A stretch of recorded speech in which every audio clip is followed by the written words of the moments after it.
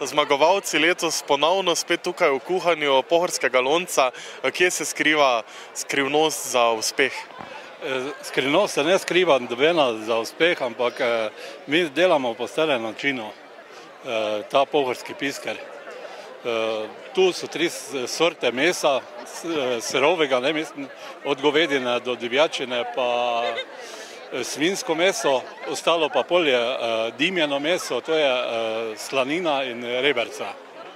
Pol pa se dodajo pol zelenjave, zraven mislim, da to korenje, peteržila, čebula, timjan, majaron, sol in pol pa še druge, popravno z tega, ne. Tako da ni nobena skrivnost.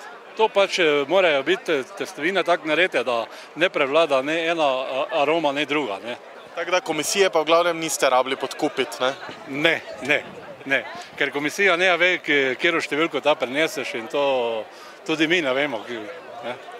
Ali ste morda poizkusili danes tudi kaj konkurenčne pohorske lonce? Jaz sem preizkusil tudi.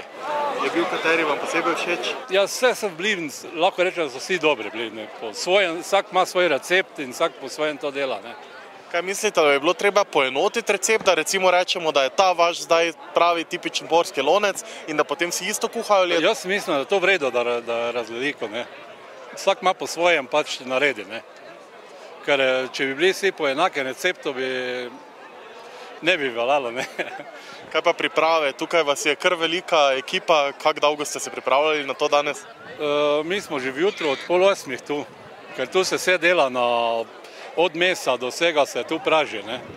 In nas je kar 8 tu, da eni čebulo reže, pa eni tu že pol čebulo praži, pa tako naprej, ne.